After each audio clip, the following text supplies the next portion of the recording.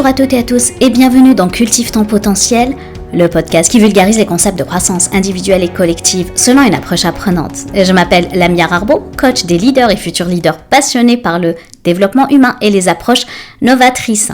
Aujourd'hui, dans ce 73e épisode, j'ai l'honneur de vous présenter une interview que j'attendais avec impatience. Alors, c'est celle d'un homme doté d'une grande âme, d'un esprit libre et d'une profonde sagesse. À mes yeux, il est un véritable thought leader québécois et une référence dans le monde francophone en gestion de projet, gestion de changement et de transformation organisationnelle. Alors cet homme, c'est Claude Aymon. Claude, je ne sais pas en fait s'il se souvient de notre première rencontre, mais moi je m'en souviens comme si c'était hier. C'était en 2014, je venais d'intégrer une nouvelle organisation dans un rôle stratégique, mais j'étais encore junior. J'étais seule, sans mentor pour me guider. Et par un heureux hasard, en fait, je l'ai rencontré lors d'un congrès des meilleures pratiques du mouvement québécois de la qualité. Alors, je participais à l'époque comme évaluatrice pour le Grand Prix et en fait, j'ai trouvé, il y avait 2 ou 3 personnes qui étaient attroupées autour de Claude et là, j'ai osé, en fait, j'ai suivi mon instinct et j'ai osé poser la question qui me taraudait dans mon rôle à l'époque. Puis, la réponse qu'il m'a donnée, Claude, ce jour-là, m'accompagne encore aujourd'hui. Et c'est ce conseil-là, à lui seul, à mon avis, mériterait une masterclass et mériterait tout un épisode d'ailleurs. Mais sur ce, j'en dis pas plus, je vous laisse découvrir notre échange. On a beaucoup parlé d'humain, d'organisation et d'agilité. À tout à l'heure. Bon, mais j'ai le plaisir de donner le micro à Claude Aymon. Je suis vraiment honorée, comme je te l'ai dit depuis il y a quelques mois. Et je suis vraiment très contente de t'avoir sur ce micro. Donc sans plus tarder, je te donne le micro. Claude Aymon, comment tu te présenterais? Moi, je me présenterais. Regarde, parce que c'est à la mode maintenant, un peu ce que je veux te dire. Là. Ça a l'air que je fais partie de la mode, mais je me présenterais comme un déviant positif. Donc, une personne qui, toute sa vie, en fin de compte, à travers le travail qu'il avait à faire, a toujours tenté de faire mieux. Tout le temps de faire mieux. Okay. Et de trouver de nouvelles façons. Moi, je suis allé au collège militaire, je suis gradué, je suis ingénieur chimiste, option nucléaire, okay. et donc, mais j'ai été formé pour être d'abord et avant tout un officier, pas un ingénieur. Hein. Et, un conformiste alors. Je suis j'étais pas tellement conformiste parce que tous les emplois qu'ils m'ont donnés, dans les forces canadiennes, je les ai changés. Okay. Ah. Et c'est comme ça qu'éventuellement, je me suis retrouvé à faire des projets. Parce que j'étais bon, en fin de compte, à poser des questions, j'étais bon à proposer des choses et même dans mon premier posting à Bagotville, on m'a demandé, en fin de compte, de faire des projets de faisabilité, voir si on pouvait prendre 2 escadrons, les mettre ensemble, des choses comme ça. Okay. Et lorsque j'ai quitté les forces armées, 14 ans plus tard, je me cherchais un emploi, puis je me suis rendu compte que le fil rouge, c'était la gestion de projet. Okay. Donc, j'ai tout oublié le reste, puis j'ai regardé les projets que j'avais faits et je me suis présenté avec la gestion de projet. Et avec ça, j'ai évolué dans la gestion de projet jusqu'à à peu près 5 ou 6 ans où j'ai fait un virement vers, je pourrais appeler la transformation, parce que je me rendais compte que tout fait pratique, la gestion de projet, c'est comme n'importe quoi. On confond souvent les moyens, puis les finalités, puis la raison d'être, puis le quoi, puis le comment, puis tout ça, c'est mêlé. Et donc, en cours de route, la gestion de projet, t'en faisais des bons, t'en faisais des pas bons. Pourquoi qu'ils étaient bons? Pourquoi qu'ils étaient pas bons? Ça dépendait, en fin de compte, qu'est-ce que tu faisais avec le résultat du projet. Donc, le projet en tant que tel n'avait aucune finalité. La finalité, c'est l'utilisation que tu fais des livrables de ces projets-là. Donc, je me suis rendu compte que ce qui était important, c'était pas la gestion de projet, c'était le résultat, c'était la transformation. C'est ça, et la transformation de l'humain. Parce que vraiment, actuellement, on parle beaucoup de transformation. Oui. On parle de le business, c'est 4.0, ou en fin de compte, l'industrie 4.0, la transformation numérique, blablabla. Transformation organisationnelle aussi. Oui, mais on nous présente ça comme des finalités. C'est pas des finalités, c'est des moyens. Exact. La finalité, pour moi, c'est la transformation de nous, en lettres majuscules. La transformation des humains. Et en plus, avec le temps, j'ai inscrit pas juste les humains, j'ai inscrit toute la vie. Oui. Nous sommes tous des terriens. C'est du moustique à nous. Nous sommes tous des terriens et il n'y a qu'une terre. Et on est tous ensemble. Donc, c'est un peu ça. Là. Je suis parti d'un ingénieur, puis je suis devenu très, très déviant. Mais j'adore cette définition-là de violence positive. Puis je pense que ce que tu viens de nommer résonne vraiment avec ma vision maintenant des choses. Et puis je trouve que c'est super intéressant de t'avoir. Donc merci beaucoup Claude pour ce début qui va être passionnant. On va parler de plusieurs sujets. Mais avant de commencer peut-être, j'aimerais bien te poser une petite question un peu brise-glace que j'aime bien poser. Si n'importe qui dans le monde avait le choix, avec qui t'aimerais invité à dîner? OK, il y a des morts, il y a des vivants. Hein. Je vais prendre un vivant, mais le vivant, il y a 102 ans. Hein. Okay. Et c'est Edgar Morin. Okay. Edgar Morin, qui est un systémiste français, c'est un philosophe extraordinaire. Exact. Et je suis beaucoup, beaucoup influencé par sa pensée. Sa pensée, OK. Ouais. Et j'aimerais bien ça le rencontrer. Ce monsieur-là, à 102 ans, qui fonctionne encore, qui écrit encore des livres. Oui. Et qui a encore quelque chose à dire. Okay. Oui. Je l'ai vu en reportage, je pense, il y a quelques mois, et je trouve que il donnait en fait son avis sur ce qui s'est passé en France, comme je pense avec les enjeux qu'il y avait en ce moment. Puis j'ai trouvé vraiment, il apporte encore de la valeur, je trouve, un peu des pensées qu'on peut avoir sur la société d'aujourd'hui. Ben, lui, il voit la même chose. Un de ses livres qui est très important, un petit fascicule qui est écrit, il venait d'avoir 100 ans, s'appelle Réveillons-nous. Et lorsqu'il parle de nous, hein, lorsqu'il parle de la Terre ou de l'écosystème, il appelle ça la Terre-patrie. La Terre-patrie. Et au bout de la ligne, il est pas français pour être français. Là. Il est né là, mais c'est une personne qui voit globalement. Puis qui peut avoir une très grande influence si on prend le temps de l'écouter. Là. Mais la pensée systémique, c'est un enjeu, parce qu'il n'y a pas beaucoup de pensée systémique. Hein. Les gens, c'est A, B, C, D. Hein, la prochaine recette, mais il n'y a pas de réflexion systémique beaucoup, puis c'est un problème qu'on vit. Et donc, quelqu'un comme Edgar Morin, ça vaut vraiment la peine de l'écouter. J'aurais peut-être mis 3 personnes à la table à un moment donné. J'ai écrit un article dernièrement où j'ai demandé à l'intelligence collective de me dire qu'est-ce qui se passerait si on prenait la pensée de Jürgen Appelo, Jürgen Appelo, qui est Monsieur Management 3.0, au niveau de l'agilité, de Greta Thunberg, hein, voyons, Charmer, OK, je me rappelle plus de son nom de mais la théorie U, hein, et de Edgar Morin, puis on mettait tout ça ensemble. Est-ce qu'on pourrait trouver une solution, OK, à notre problématique? Et j'ai publié ça quelque part, je te l'enverrai, là. Mais il n'est pas le seul, mais il y a beaucoup, OK, il y a beaucoup de personnes qui comprennent qu'il y a des choses à changer. Actuellement, c'est Oscar Charmer. J'écoutais hier justement ULab, OK, c'est un cours que je prends là avec à travers MIT, je sais pas trop quoi là. Et il disait c'est pour faire un changement, pour la transformation. Ça prend une masse critique. Puis la masse critique est connue. Hein, c'est que ce soit au niveau du management, que ce soit au niveau des abeilles, on parle de 7%. Il n'y aura aucun changement qui va se passer, une transformation importante, s'il n'y a pas un mouvement d'à peu près 7%. 7%. Et 7% de 8 milliards, c'est 560 millions. Mais Charmer, ce qu'il disait hier, parce qu'il disait oui, ça prend une masse critique, mais au bout de actuellement, ça prend une masse critique qui a une intention. Et lui, il a montré un chiffre hier qui était très important. Selon tous les études qu'il a fait dans le monde entier, OK, par rapport au désir de changer, au fait qu'il faut qu'on bouge là. Hein? Il y a un chiffre, 69% des personnes comprennent qu'on doit changer. Par contre, 68% des personnes ne savent pas comment. Donc, actuellement, on a 1% de masse critique, OK? C'est pas si mal que ça. 1%, c'est 80 millions, quelque part. Mais pour aller chercher le reste, tout simplement, il suffit de se faire connaître, il suffit de découvrir. Mais actuellement, la masse critique est là, mais elle ne le sait pas. Elle le sait pas encore. C'est ça. Mais pour moi, c'est encourageant. Ça donne une note d'espoir. Absolument. Parce que j'ai lu un article récemment de Harvard Business Review puis qui m'a un peu démoralisée. Il faut que je te l'envoie, je pense. Un peu, peut-être que tu l'as vu, il y a comme une sorte d'évolution en fait de comment l'IA et l'intelligence artificielle va transformer notre société.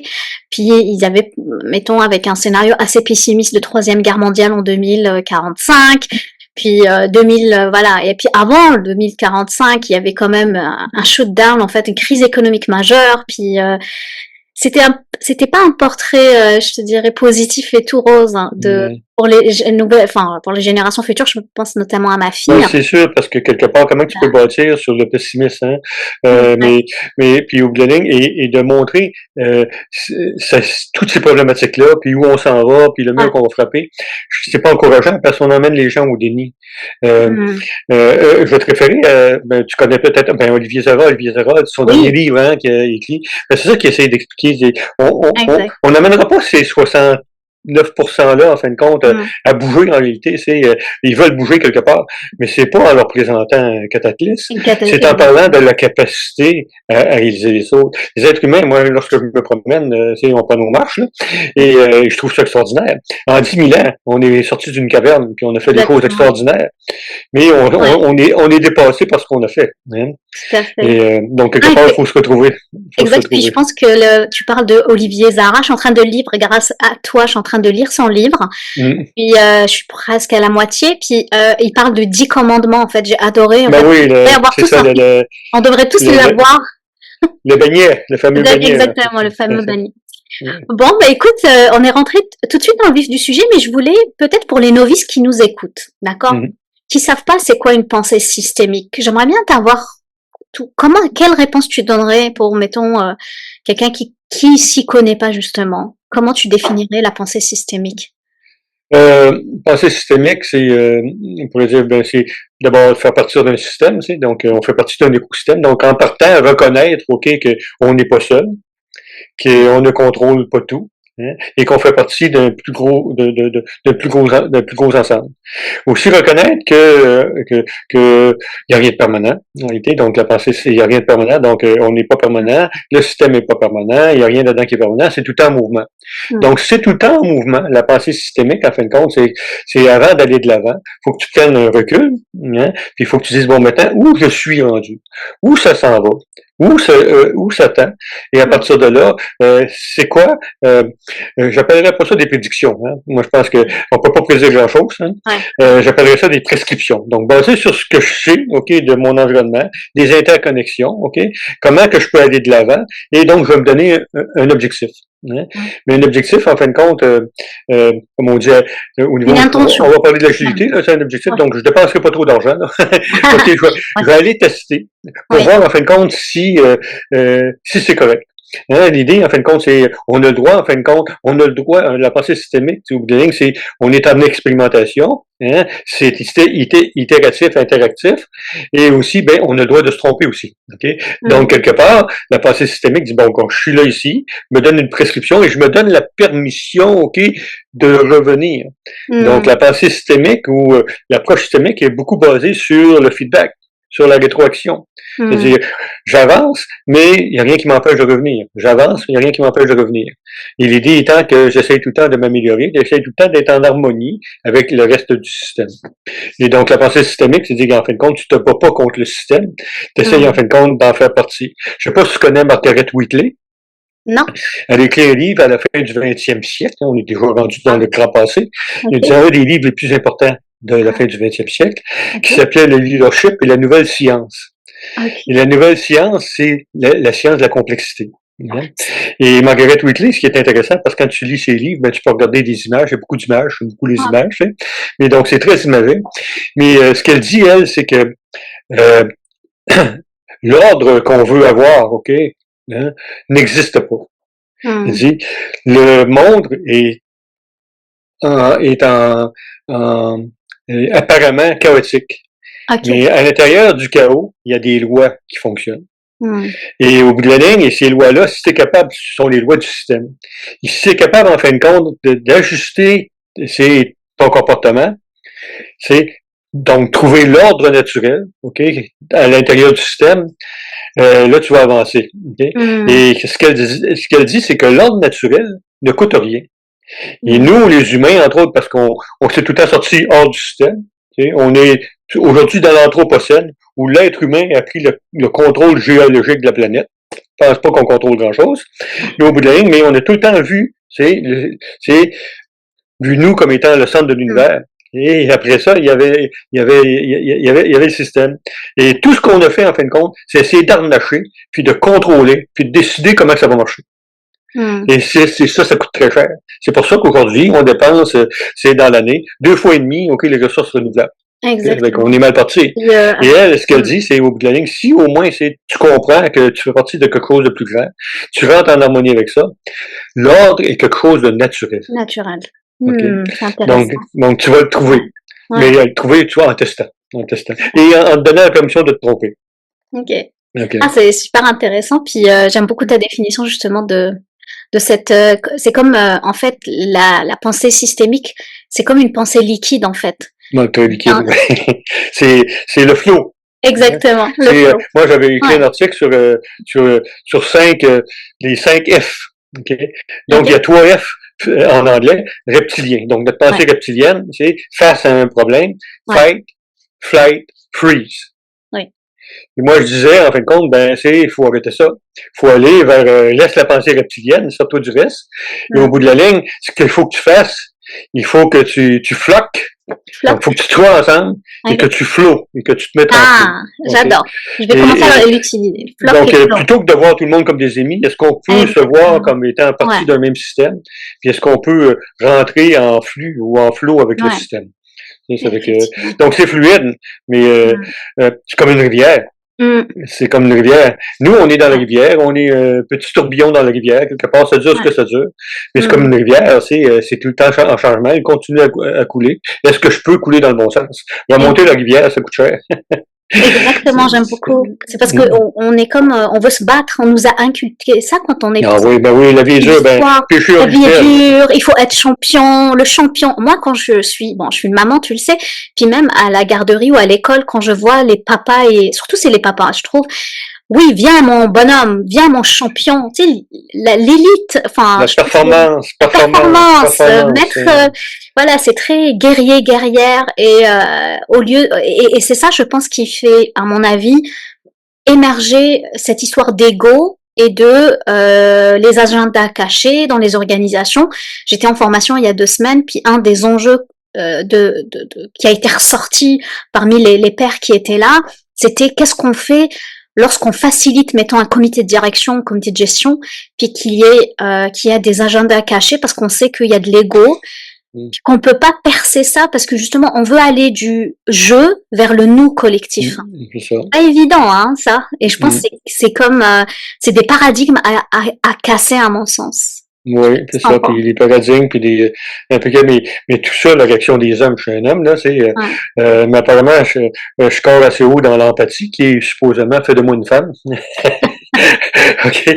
Mais d'ailleurs, mon épouse a quelque chose, elle a fait des présentations sur le leadership, SHEP. OK. Donc, c'est pas le leadership des femmes, c'est le leadership utilisant, en fin de compte, OK, les valeurs ou des comportements qu'on attribue aux femmes. Hein? Oui. Et ces choses-là, c'est le contraire de ce que nous, les hommes, on nous apprend. Là. Exactement. Hein? Okay? Et malheureusement, les hommes, pour tout ça, là, tout le monde est fâché contre pas loin, là, c'est le féminisme, puis c'est à des mouvements d'hommes actuellement qui réagissent très, très, très fort. Ah oui, ils se sentent remis en question. Mais ils savent plus où ils vont, là. Mais on a été éduqués toute notre vie, à remplir un modèle. Un modèle qui est basé sur quoi? Qui est basé sur servir nos maîtres. Il n'est pas basé sur te développer toi, là. Exactement. C'est de l'esclavagisme moderne. Genre, on est là, on répond à un certain objectif organisationnel et puis.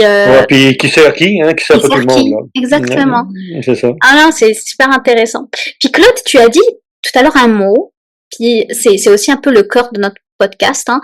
Peut-être pour les auditeurs qui connaissent pas. L'agilité. Tu as parlé d'agilité, puis je te laisserai, tu es quand même l'expert de l'agilité organisationnelle, fondateur de la Caliscope quand même. Donc j'aimerais t'entendre là-dessus. Comment tu définirais ça? C'est quoi les principes? OK, très simple, l'agilité. L'agilité, si on parle organisationnel, parce que de toute façon, comme hier sur LinkedIn ou hier, j'ai mis la définition du mot agilité pour faire comprendre aux gens que ça n'a pas été inventé en 2001. Ça. OK? Et moi, j'ai des livres sur l'agilité qui datent de la fin fin des années 70, hein, Agile Manufacturing, Agile Manager for Manufacturing, des choses comme ça. Fait que ça fait longtemps qu'on parle de ça. Donc l'agilité, pour moi, c'est une qualité. Une qualité, en tout cas, collective. La qualité, c'est quoi cette qualité-là? Être capable de changer ensemble, pour aller dans la bonne direction. Même si cette direction-là, elle change tout le temps. C'est ça. Donc, l'agilité, c'est notre capacité d'agir en continu pour aller dans la même direction. Okay. Tous ensemble. Tous ensemble, puis la même direction, c'est la bonne direction, tous ensemble. Donc, l'agilité, c'est une qualité. Alors, les gens mélangent les choses. L'agilité,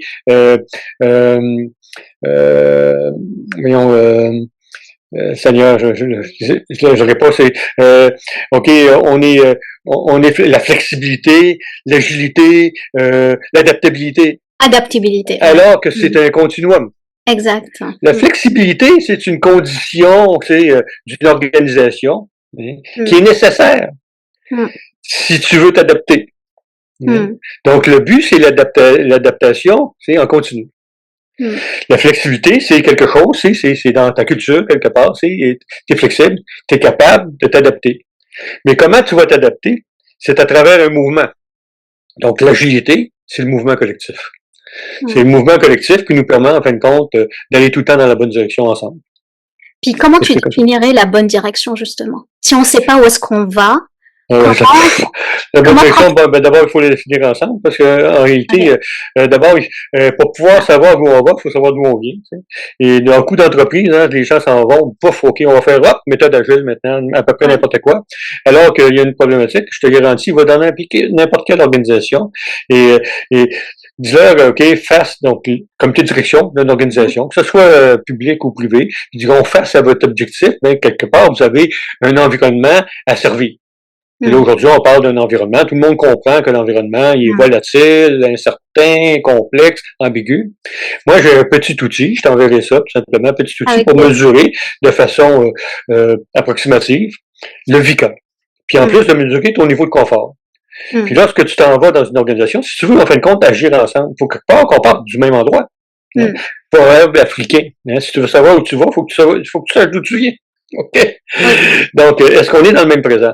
Et lorsqu'on fait on va en organisation, puis on demande aux gens de mesurer individuellement, c'est la volatilité de leur environnement. On définit c'est quoi, le niveau d'incertitude, le niveau de complexité, le niveau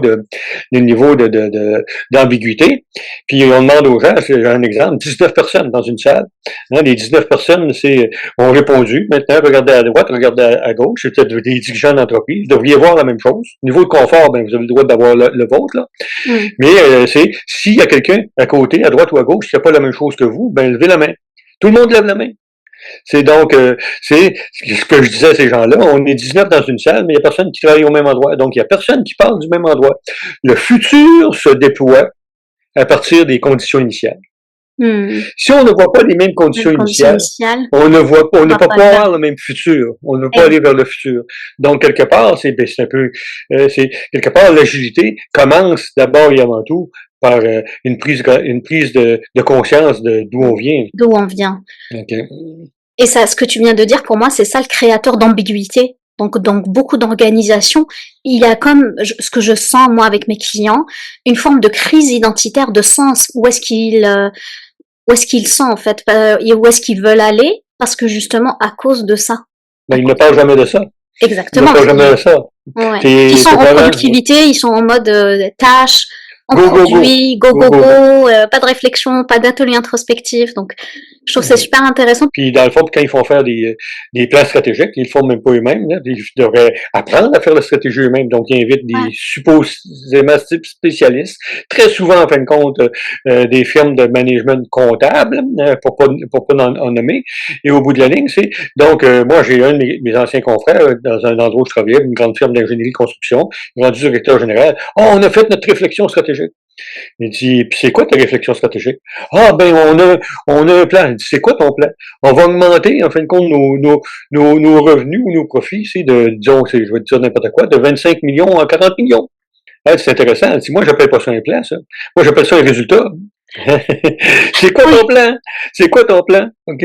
Et donc, on confond beaucoup de choses. On confond le résultat, on confond le quoi, on prend ça le comment. Et en réalité, les plans stratégiques, qui, de 70 à 90% des plans stratégiques ne sont jamais mis exécutés, pas bien compliqué, parce que c'est pas un plan.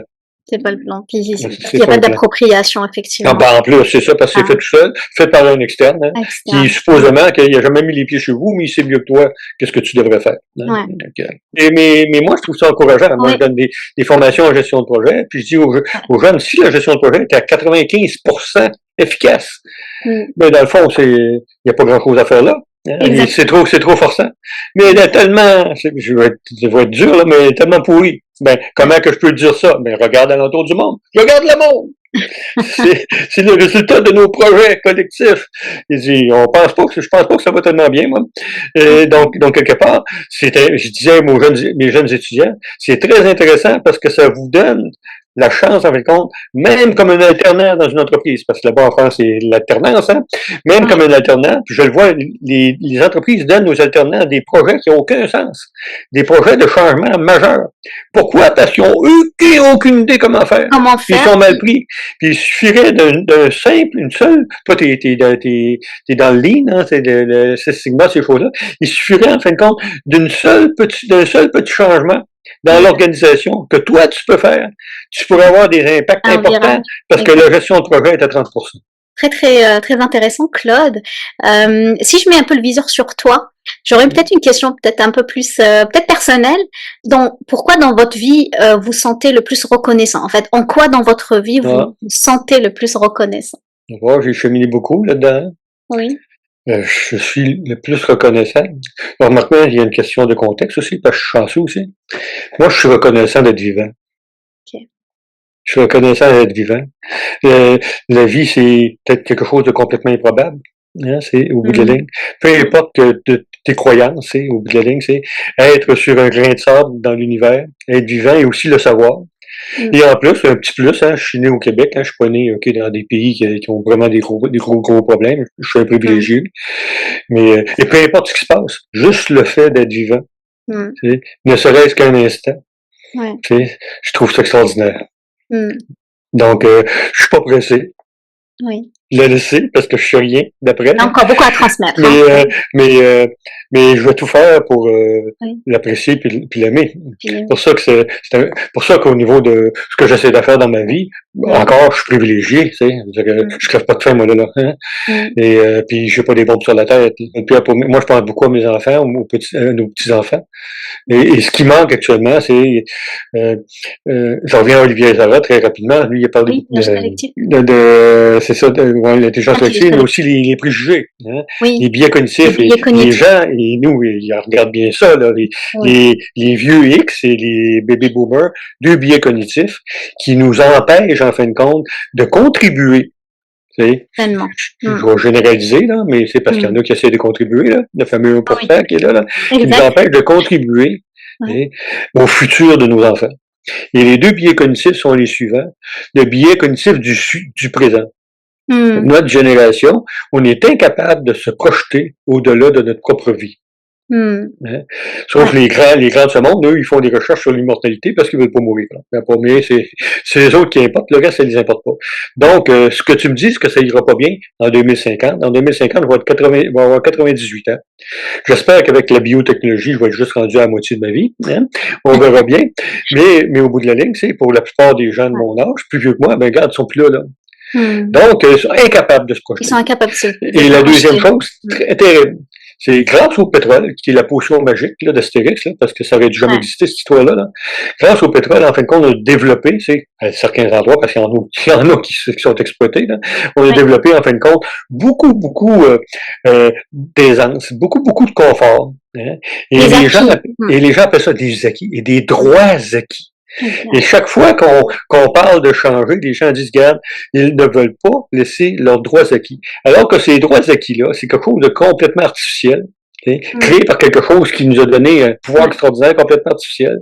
Et ça n'a rien à voir, en fin de compte, avec l'essence d'être quelqu'un de vivant, d'être quelqu'un d'heureux, d'être quelqu'un, en fin de compte, qui est dans un écosystème qui est en santé.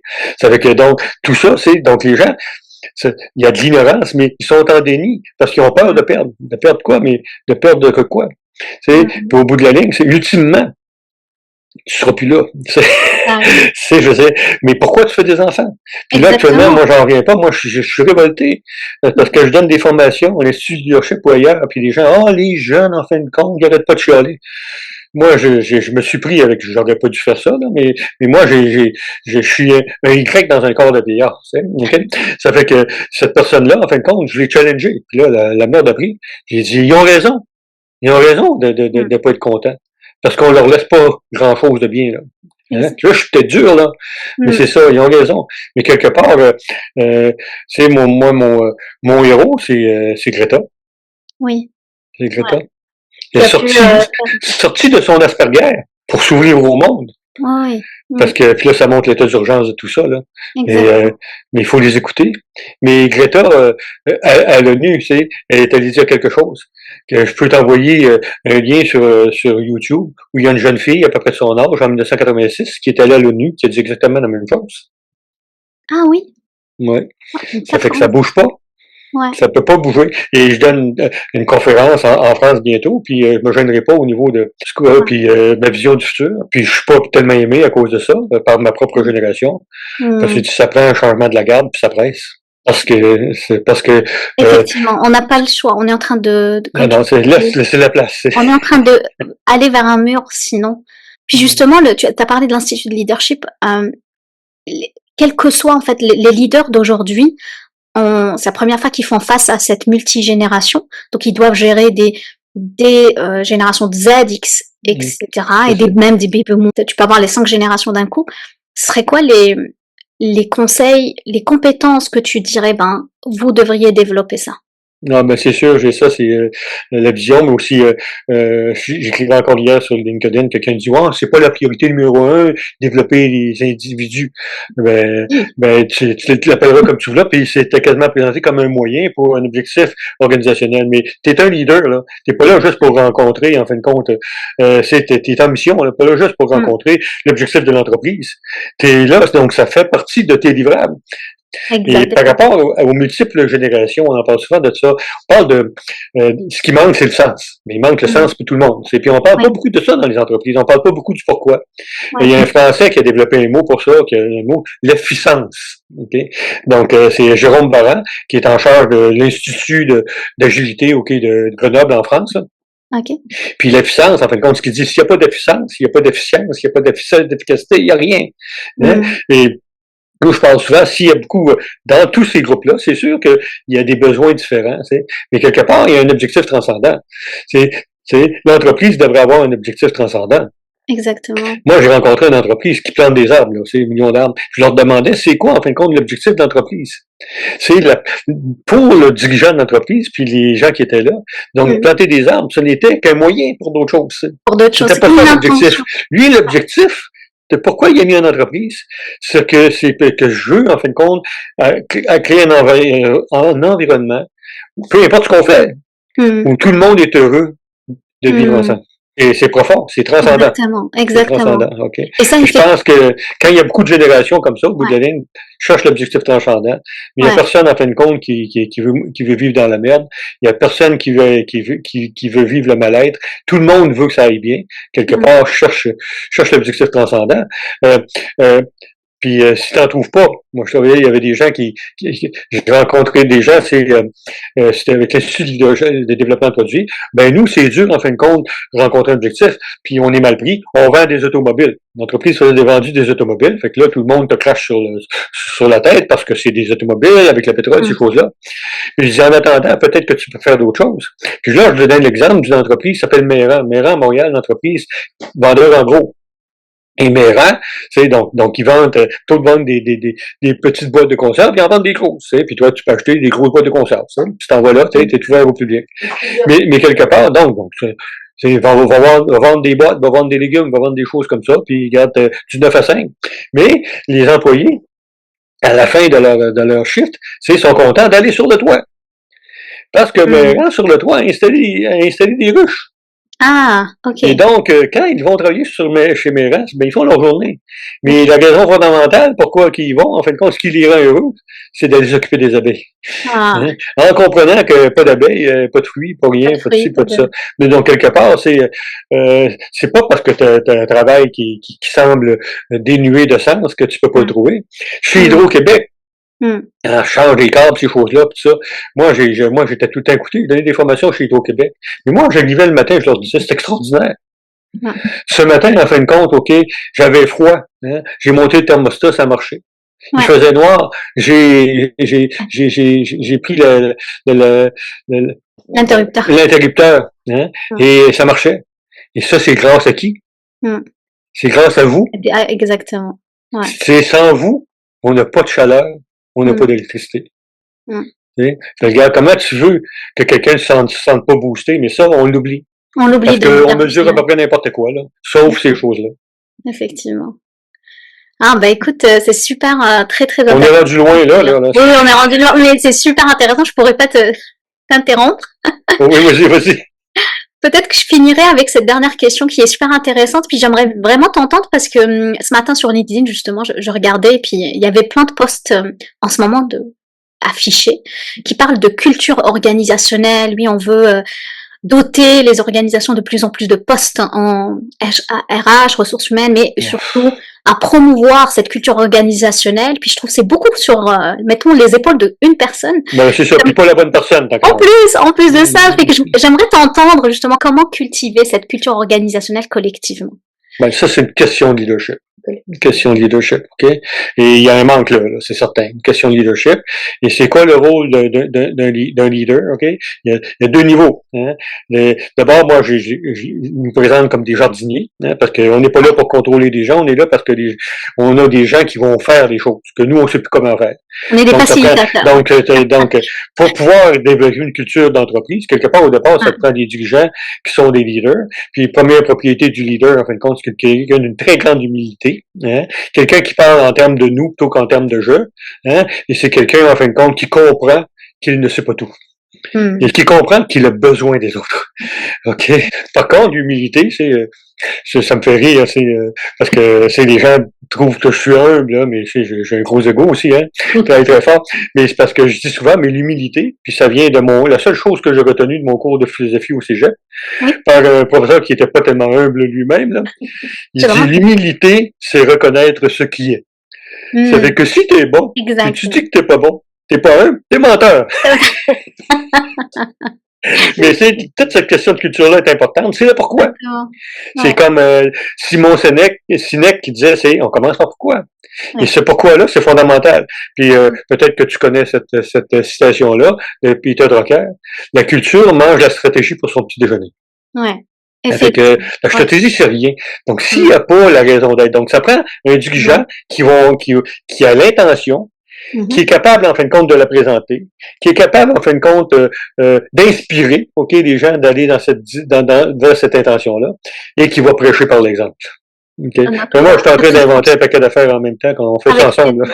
Avec plaisir.